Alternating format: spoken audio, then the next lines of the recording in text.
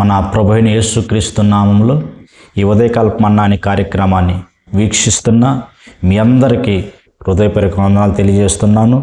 కృపగల దేవుడి జ్ఞాపకం చేసుకొని గడిచిన దినమంతా ఆయన కృపలో భద్రపరిచి కాపాడి క్షేమం దయచేసి మరొక దినాన్ని పరిశుద్ధాత్మ దేవుడు అనుగ్రహించాడు.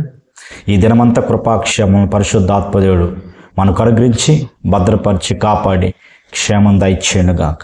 ఈ ఉదయకాల సమయంలో ఒక వాక్యాన్ని మనం చదువుకుందాం.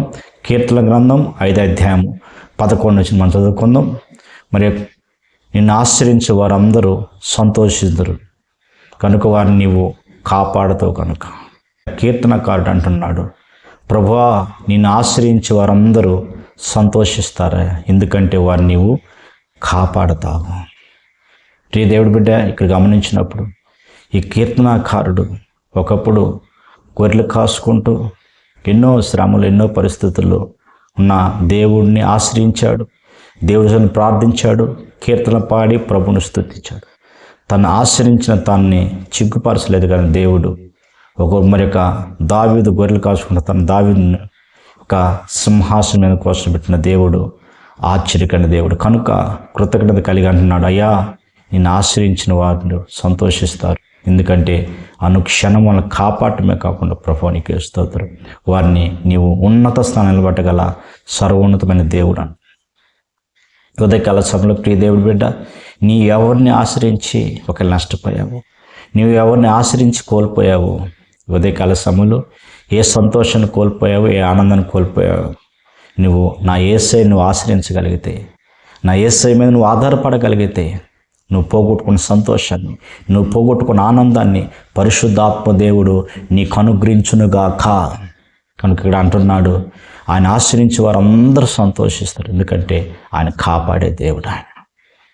ఈ సమయంలో ఒక సందర్భం మనం చూసినప్పుడు ఒక పాపం చేత పట్టబడి అక్కడ గమనించినప్పుడు చిన్నలు పెద్దలు అందరూ ఆమెను తరుముతూ ఉన్నారు. ఆమె పరిగెత్తుకుంటూ వెళ్ళి యేసయ్య పాదాల చెంత చేరింది.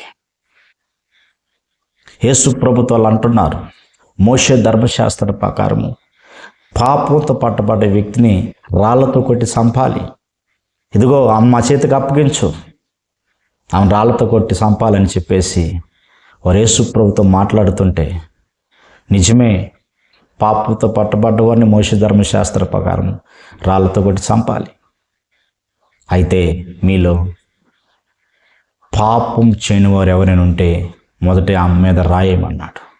ప్రియ దేవుడి బిడ్డ, ఆ మాట వింటున్నామంటే ప్రభు తలెత్తే లోపల అక్కడ ప్రభు ఇక్కడ చక్కగా మాట అంటున్నాడు, అమ్మా నిన్ను ఎవరైనా శిక్షించారా, నేను ఎవరైనా బాధ పెట్టారా, నీ మీద ఎవరి మీద రాలేశారంటే లేదయ్యా, నిన్ను శిక్షించడానికి నిన్ను బాధ పెట్టడానికి నేను అర్హుణ్ణి, కానీ ఇక మీద నీవు పాపం చేయొద్దు అని దేవుడు ఆమె యొక్క పాపాన్ని చూపించి ఆమె యొక్క సంతోషాన్ని కలుగజేసి మనం చూస్తాం. ఉదయకాల సమయంలో ప్రియ దేవుడి బిడ్డ, ఆయన ఆశ్రయించిన వారు ఎటువంటి పాపములు ఉన్నా, ఎటువంటి శాపములు ఉన్నా, మా ప్రభువా నాకు విడుదల కావాలయ్యా, ఈ తరంబడి పరిస్థితులు ఉన్నానయ్యా, ఈ పాపం నేను ఉన్నాను ప్రభువా, ఈ సమస్యలు నేను ఉన్నానయ్యా, నాకు విడుదల కావాలని ఆయన పాదాలు పట్టుకోగలిగితే, ఆయన పాదాలు ఆశ్రయించగలిగితే, నా యేసయ్యను నువ్వు ఆశ్రయించగలిగితే నీ జీవితంలో పోగొట్టుకున్న సంతోషం, నీ జీవితంలో పోగొట్టుకున్న ఆనందం, ఏది కోల్పోయి ఏది పోగొట్టుకొని సంతోషించలేకపోతున్నావు, ఆనందించలేకపోతున్నావు. ఉదయకాల సమయంలో ప్రియ దేవుడి బిడ్డ, ఆయన ఆశ్రయించిన వారందరూ సంతోషిస్తారు, ఎందుకంటే ఎటువంటి సమస్యలు ఉన్నా, ఎటువంటి పరిస్థితులు ఉన్నా ఆయన కాపాడే దేవుడు, ఆయన శత్రువుల నుంచి రక్షించే దేవుడు, సమస్యల నుంచి విడిపించే దేవుడు. నువ్వు ఎలాంటి స్థితిలో నువ్వు ఉన్నా ఈ ఉదయకాల సమయంలో మరి ఈ ఉదయకాలం నుంచి యేసయ్యను ఆశ్రయించు. ఏ ప్రమాదంలో నువ్వు, ఏ సమస్యలతో కొట్టుమిట్టాడుతున్నావో, ఏ పాపపు అంచుల్లో ఉన్నావో, ఈ దేవుడి బిడ్డ, పాపం ఒక వ్యక్తికి మీకు సమాధానం కోల్పోతారు, సంతోషం కోల్పోతారు, ఆనందం కోల్పోతారు, తడబడ్డ పరిస్థితులు వస్తాయి.